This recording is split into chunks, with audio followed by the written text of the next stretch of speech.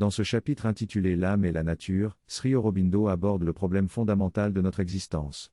Il décrit deux aspects de notre expérience, d'un côté, l'âme, qui est consciente d'une grande liberté et ressent le besoin de changer sa situation, et de l'autre côté, la nature qui envahit l'âme et tente de la façonner à sa manière, réduisant ainsi le sentiment de liberté à quelque chose d'illusoire. Le problème réside donc dans la recherche d'une relation juste entre ces deux entités. Sri Aurobindo nous conduit ensuite à travers une série d'expériences ou de positions philosophiques qui décrivent les différentes relations possibles entre l'âme et la nature. Il nous guide vers une relation libératrice et satisfaisante, où l'âme atteint un état de tranquillité, de calme et de liberté. Il souligne que l'âme elle-même possède deux aspects: lorsqu'elle est imbriquée dans l'esprit, elle est vibrante mais troublée, soumise à la nature. Mais lorsqu'elle se positionne dans l'esprit supérieur, elle se sent paisible, calme et libre. Selon ces deux positions de l'âme, il existe donc deux relations possibles avec la nature, une relation de domination lorsque l'âme est en position inférieure, et une relation de maîtrise de la nature lorsque l'âme est en position supérieure. Le double aspect de l'âme et les relations simultanées avec la nature constituent la clé de la solution à ce problème. Sri Aurobindo explique comment, lorsqu'elle est impliquée dans l'esprit, l'âme subit une subjugation due aux impulsions provenant de l'extérieur et à la substance même de l'esprit, qui n'est pas de sa création mais fait partie de la nature. Ainsi, bien que l'âme tente de trouver la liberté, elle se rend compte qu'elle est déjà possédée et déterminée par la nature, et cela crée une illusion de liberté. Il souligne également que notre corps est formé à partir de la substance de la terre, de l'élément matériel que nous consommons. Par conséquent, nos actions et notre liberté sont également déterminées par cette substance corporelle et mentale, qui est en interaction avec notre environnement. Cela remet en question la réalité de notre liberté et soulève la possibilité d'une illusion. Cependant, l'âme possède une connaissance constante de son existence. Cette conscience de soi constitue à la fois la preuve de notre existence réelle et la voie vers une véritable liberté. Ainsi, malgré les limitations imposées par la nature, l'âme garde en elle la capacité de transcender ses limites et d'atteindre un état de liberté totale. La conclusion à laquelle ils arrivent est que le monde entier est comme une simulation se déroulant dans un ordinateur, sans réalité essentielle propre. Cependant, il y a quelque chose dans notre expérience qui pourrait être distingué et dire que cela ne pourrait pas être le produit d'une simulation. Vous pouvez tout voir projeté sur vous, tout ce que vous entendez peut être projeté. Mais il y a quelque chose qui n'est pas de ces cinq sens.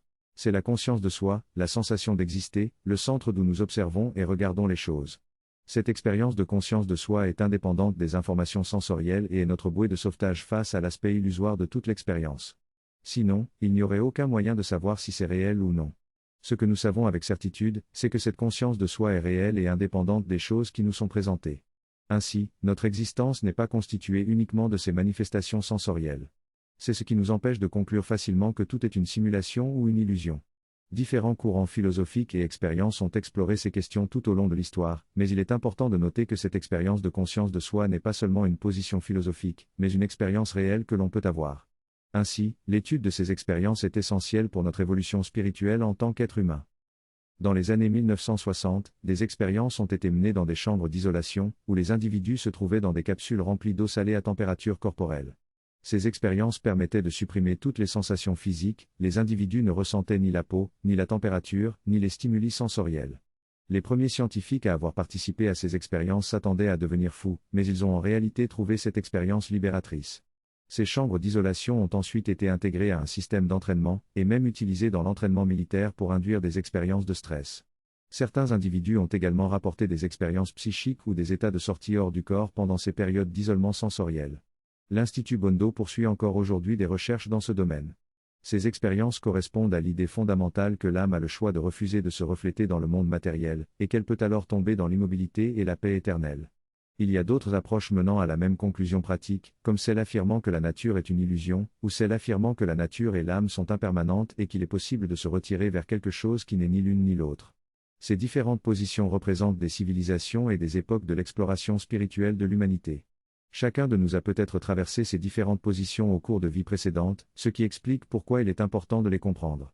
Finalement, toutes ces positions convergent vers la même conclusion pratique: il est possible de se désengager et de parvenir à la liberté, à l'immobilité et à la paix éternelle. Dans cet extrait, l'auteur aborde la question de la transcendance de soi et de la réalité.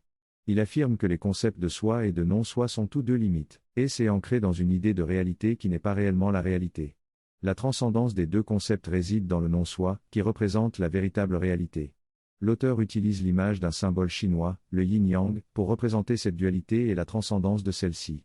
Il souligne également que de nombreuses traditions et philosophies ont tenté d'expliquer ces relations d'une manière différente, mais aucune ne satisfait pleinement les aspirations de l'humanité. Selon l'auteur, la réalité dépasse la logique et la connaissance intellectuelle, ce qui rend impossible une explication complète de celle-ci basée uniquement sur la raison. Bien que l'on puisse expliquer, observer et analyser les choses de manière logique, il arrive toujours un moment où la logique échoue. Cette idée est utilisée dans certaines traditions, comme la tradition zen, où il existe le concept de la contradiction intrinsèque, dans laquelle l'esprit entre en collision avec lui-même. Par conséquent, il se brise, entre en stupor, dans le silence ou l'immobilité, ou dépasse l'esprit pour accéder à une réalité supérieure. L'idée est de méditer là-dessus jusqu'à ce que cette percée se produise. Cependant, aucune de ces approches, qui sont toutes liées à une structure logique, ne peut finalement satisfaire pleinement l'aspiration humaine et l'espoir de créer quelque chose de valable. Elles laissent quelque chose de manquant. Elles atteignent un absolu en soi ou l'absolu séparé de l'âme, même si elles rejettent les infinis ravissants de l'absolu que la vraie position de la nature par l'âme dans son existence divine offre à l'éternel chercheur en l'homme. Ces approches aboutissent à un absolu situé au-delà de l'âme, de la nature et du changement, une certaine permanence absolue. Mais cet absolu existe alors que tout ce qui est mentionné ne fait pas partie de cet absolu, ce qui crée un sentiment de mécontentement car cela n'accepte pas ces choses qui font partie de notre expérience de la réalité, même si nous les appelons illusions ou impermanentes. De plus, lorsque ces approches aboutissent à un absolu de l'âme, tout le reste devient une illusion et seule l'âme silencieuse est la réalité. Mais qu'en est-il de cette illusion ? Cette approche laisse cette question sans réponse, ce qui crée à nouveau un sentiment de mécontentement. Finalement, ces approches rejettent les multiples infinis extatiques de l'absolu. La véritable approche de l'absolu englobe non seulement l'absolu lui-même qui est un infini transcendant tout, mais aussi tous les autres aspects, notamment ceux de rapture et de joie infinie. La relation entre l'âme et la nature est à l'origine de tous ces problèmes. Tant que l'âme est liée à l'esprit, à la vie et au corps, elle se sent être un produit de la nature, et ces relations sont les seules possibles. La seule solution semble être une forme d'évasion. Mais d'un autre côté, l'âme elle-même a une position supérieure où elle peut vivre dans l'esprit, avec une relation totalement différente avec la nature. Dans cet état supérieur, l'âme est libre de la nature et même maître de celle-ci. Cependant, il existe de nombreuses relations possibles avec la nature. Élevée dans l'esprit, l'âme n'est plus soumise à la nature. Elle peut être au-dessus dans le détachement et la distance, ou attirée par la paix absorbante ou la béatitude de son expérience spirituelle concentrée et indifférenciée d'elle-même. Il y a donc différentes options de relation avec la nature, que l'on soit détaché et indifférent ou attiré et plongé dans une paix ou une béatitude absorbante. Dans ce texte, il est présenté deux options pour la conscience humaine. La première option est celle de l'indifférence et du détachement. C'est comme regarder un film projeté sur un écran, où tout ce qui se passe n'a aucune importance. La deuxième option est celle de l'expérience spirituelle profonde, où l'individu se plonge dans un sentiment de paix et de béatitude. Ces deux options ont été explorées par différentes traditions religieuses et philosophiques à travers l'histoire de l'humanité. Cependant, la conclusion logique est que la conscience spirituelle doit dépasser ces deux options et réaliser qu'elle est maître de la nature. En se connectant à la conscience divine, l'individu peut alors acquérir une maîtrise sur la nature elle-même. Cette relation entre la conscience humaine et la nature est explorée en détail dans la suite du texte. En élevant notre conscience et en nous affranchissant de l'esprit, nous découvrons que nous ne sommes plus déterminés par nos pensées ou limitations. Nous pouvons même contrôler notre esprit, le calmer ou l'orienter. Cependant, il existe une possibilité encore plus grande, transcender la conscience individuelle et apporter une nouvelle création dans le cosmos. Chaque individu peut apporter quelque chose de nouveau et extraordinaire, participer à la création et partager le bonheur. Cela va au-delà de ce que le cosmos seul peut réaliser et au-delà de ce que la vie individuelle dans le cosmos peut apprécier. Il est donc important de contrôler notre nature non seulement en la calmant, mais aussi en ayant un contrôle souverain sur notre jeu et nos activités. Ainsi, nous pouvons exprimer librement tout notre potentiel, même dans les actions les plus intenses, sans être liés à elles. Cependant, il peut être difficile d'intégrer des expériences profondes dans notre vie quotidienne lorsqu'elles nécessitent des actions puissantes ou rapides. Cela demande du temps et des efforts pour trouver l'équilibre. Il est donc courant de trouver des traditions spirituelles qui privilégient le calme et la tranquillité, mais il est aussi possible de trouver un équilibre entre l'action et la spiritualité. Dans cet extrait, il est expliqué que certaines communautés spirituelles peuvent rencontrer des problèmes lorsqu'elles ne sont pas capables d'intégrer tous les aspects de la vie et du cosmos dans leur pratique. Cela peut entraîner des conflits et des limitations dans leur capacité à comprendre et à agir dans le monde. En revanche, une communauté spirituelle supramentale, qui est ouverte à tous les aspects et possibilités de la vie, peut atteindre une unité et une harmonie parfaite. La spiritualité souveraine est caractérisée par cette capacité d'inclure tout et de contrôler toutes les facettes de la nature humaine. La solution proposée est de travailler à partir du niveau supérieur de l'esprit plutôt que de se limiter à l'esprit individuel et fragmenté. C'est en ayant accès à un niveau de connaissance et de volonté supérieure que l'on peut surmonter les limitations et atteindre une spiritualité complète. Pour acquérir un contrôle souverain de l'activité de votre énergie, de votre volonté et de votre connaissance, vous devez agir à travers votre esprit. Cependant, agissant à travers l'esprit, vous êtes limité par les capacités de cet esprit individuel. Vous êtes également soumis à l'influence d'une plus grande entité qui contrôle et définit cet esprit individuel. Cette influence peut être une obéissance satisfaite ou une soumission luttante. Dans les deux cas, vous dépendez de cette plus grande nature universelle. Vous pouvez choisir entre une obéissance satisfaite ou une lutte continuelle, mais dans les deux cas, vous êtes toujours soumis à cette nature universelle. Cependant, il est important de noter que cette nature universelle exécute la volonté divine et la connaissance divine. Par conséquent, si vous ne faites rien, vous finirez par accomplir ce que la volonté et la connaissance divine ont décidé. Cependant, en tant qu'individu conscient, vous avez la responsabilité de réaliser les possibilités supérieures que vous connaissez. Vous ne devriez pas simplement attendre que cela se produise dans des millions d'années, mais agir maintenant. L'éveil de l'âme en tant que centre de conscience implique cette responsabilité d'agir et de réaliser des changements maintenant. Le sujet de discussion dans ce texte est la recherche de liberté et de satisfaction. L'auteur explique que lorsque nous sommes dans une position inférieure, nous sommes insatisfaits et soumis. Cependant, il affirme que si nous parvenons à nous connecter à une position supérieure, nous aurons accès au pouvoir de la volonté divine et de la connaissance divine. Cette connexion nous permettra d'expérimenter le même pouvoir et la même connaissance que l'univers, mais de manière plus rapide et plus libre. L'auteur souligne également que pour parvenir à cela, nous devons abandonner notre volonté et notre connaissance séparées et les mettre en relation avec la volonté et la connaissance supérieure. En atteignant cet état, nous acquérons la liberté et le contrôle sur notre nature et notre existence. L'auteur utilise également des références à la philosophie hindoue pour expliquer que la maîtrise de soi est essentielle pour maîtriser nos circonstances et vivre pleinement. En résumé, l'auteur montre que notre satisfaction et notre liberté augmentent à mesure que notre conscience s'élève vers un niveau supérieur. En montant dans les niveaux de conscience et en se connectant à la pureté de l'esprit, on découvre une plus grande harmonie, une connaissance essentielle et un pouvoir accru. On réalise que la séparation, les conflits et la violence ne sont possibles que dans les branches et les domaines inférieurs de l'existence. En s'élevant, on devient libre et capable de gouverner sa propre vie, mais aussi capable d'influencer son environnement et son monde. On réalise également que notre individualité ne se limite pas à notre corps, car nous sommes connectés à de nombreux outils technologiques qui agissent comme des extensions de nous-mêmes. La technologie permet même de relier notre esprit et notre cerveau à des appareils, ce qui nous donne un contrôle encore plus grand sur le monde qui nous entoure. Ainsi, notre identité individuelle devient de plus en plus difficile à définir, car elle se confond avec la technologie et les possibilités qu'elle offre. Dans cette discussion, il est expliqué comment notre conscience et notre contrôle sur notre propre corps et esprit peuvent s'étendre au-delà de nous-mêmes. Par exemple, lorsque nous volons un avion, le pilote ressent les mouvements de l'avion comme une extension de son propre corps, grâce à son intention et à sa connexion mentale. De même, lorsque nous conduisons une voiture ou marchons, nous n'avons pas besoin d'avoir une intention consciente pour chaque mouvement, car notre conscience est étendue à ces actions et les exécute semi-automatiquement. Cette extension de la conscience peut également s'étendre à nos relations avec les autres. Nos amis, notre famille et même notre environnement énergétique sont tous connectés à nous et influencés par notre état émotionnel et mental. Nos pensées, en particulier, ont un impact puissant sur notre environnement et peuvent se propager instantanément à travers de nombreuses personnes. En développant notre contrôle sur notre propre vie et en alignant notre volonté avec la volonté divine et universelle, nous pouvons non seulement étendre notre influence sur le monde, mais aussi trouver une harmonie avec les autres activités qui sont également guidées par cette volonté divine. Lorsque nous travaillons en accord avec la volonté divine, nous remarquons que toutes les autres actions dans l'univers soutiennent et complètent nos efforts. En conclusion, nous sommes invités à réfléchir à notre relation avec le monde et à considérer comment nous pouvons aligner notre volonté avec la volonté divine pour trouver un équilibre et une harmonie dans notre vie et dans notre interaction avec les autres et le monde qui nous entoure. Dans cette synthèse, il est expliqué que l'univers ne s'oppose plus à nous, mais qu'il travaille en réalité avec nous.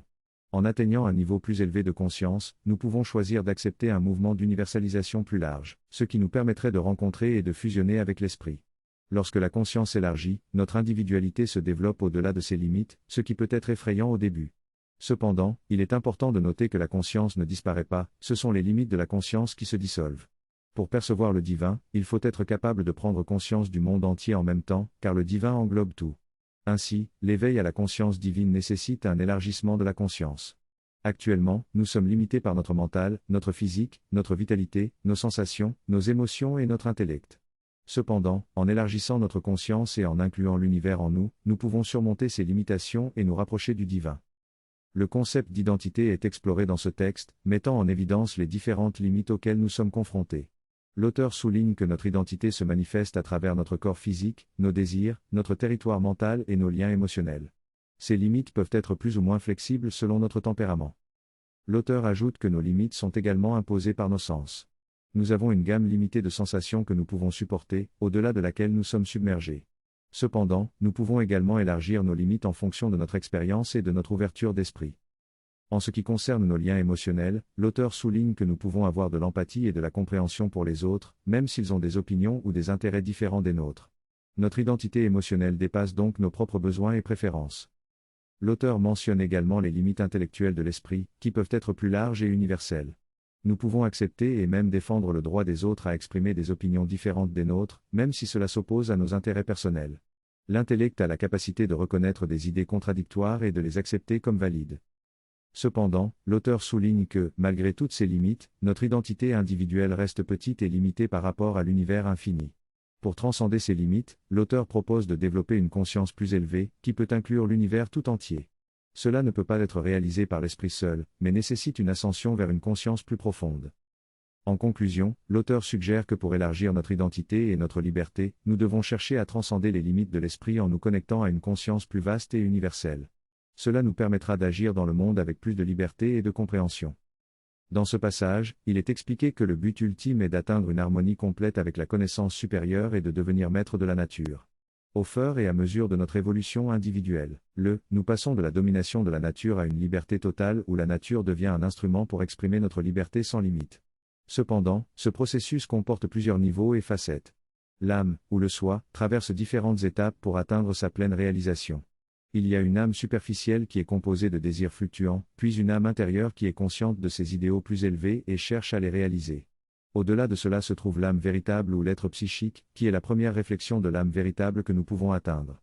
C'est en plongeant dans notre aspiration profonde que nous entrons en contact avec cette âme véritable et que nous pouvons éventuellement fusionner avec elle. Cette fusion avec l'être psychique est nécessaire pour atteindre la conscience spirituelle et devenir maître de nous-mêmes. Le passage parle de l'émergence du psychique et de son influence sur l'élargissement de la conscience. Il met en garde contre 3 dangers, l'exagération de l'ego, le sentiment d'illusion cosmique et le risque d'attaque. Ces dangers peuvent être évités si le psychique émerge suffisamment tôt. L'auteur exprime sa gratitude envers Sri Aurobindo pour sa clarté et son apaisement de l'esprit et du cœur. Il souligne également l'importance de toutes les expériences passées et des différentes croyances, qui contribuent toutes à cette vision intégrale de l'évolution humaine. L'auteur mentionne également la fondation de la société divine et l'exceptionnelle période actuelle, où toute l'histoire de l'humanité converge vers son accomplissement. Le texte se termine en évoquant le jour du Darshan, anniversaire de la réalisation de la conscience de Krishna par Sri Aurobindo. En novembre 1926, Sri Aurobindo a vécu une expérience de descente de la conscience supramentale dans son corps physique.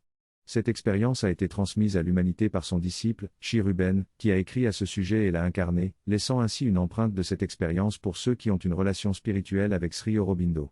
En tant qu'anniversaire spirituel, il y a une tendance pour cette conscience établie de se manifester et de s'ancrer davantage dans la conscience physique. Nous pouvons donc prendre un moment pour méditer avec gratitude et conclure par le son sacré OM.